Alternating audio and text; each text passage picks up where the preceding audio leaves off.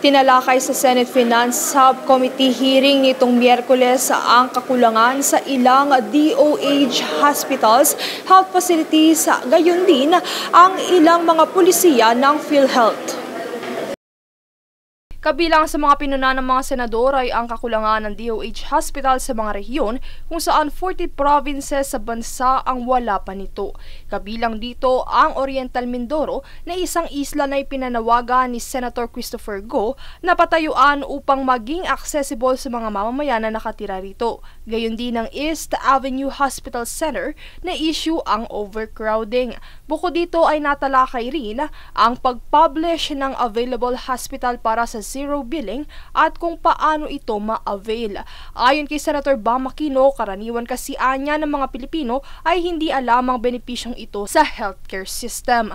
Anya, dapat ay paalam at linawin kaagad sa mga pasyente ang opsyon na kung nais i-avail ang libreng serbisyo, shared accommodation ang offer ng ospital para sa confinement ng pasyente. Dagdag pa niya na dapat ay magkaroon ng simplified bed tracker para sa publiko upang mamonitor sa kanilang mobile phones ang availability ng pasilidad at maiwasan ang palipat-lipat ng ospital. Tiniyak naman ni Health Secretary Teodoro Herbosa na tutugunan lahat ng mga iminungkahing solusyon na ito sa mga naisangguning problema. Samantala, sa iprinesent ang proposed budget ng kagawaran, 320.5 billion pesos ang proposed budget nito para sa taong 2026. Kabilang anila sa top 3 priority service ng DOH ay ang specialty centers, bukas centers at puro kalusugan. 57% o majority ng pondo ng kagawaran ay mapupunta sa maintenance and other operating expenses. Overall operating effectiveness na nagkakahalaga ng 182.3 billion pesos, habang ang 34% naman dito o 108.9 billion pesos ay sa procurement service, habang ang natitirang 9% o katumbas na 29.4 billion pesos ay sa capital outlay. Ayon kay Herbosa, 260 billion pesos ang may lalaan sa kagawaran mula sa kabuuang budget na 320 billion pesos.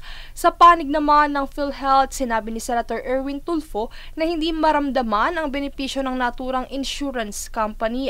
Marami anyang hindi covered sa bill. Gaya na rito ang pag-charge sa professional fee ng doktor na kadalasan hindi kayang sagutin ng mga pasyente.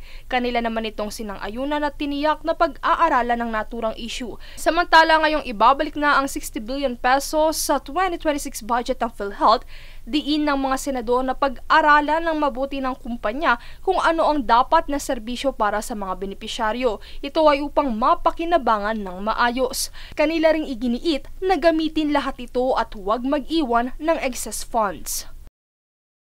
Princess Castro nag-uulat para sa Golden Nation Network.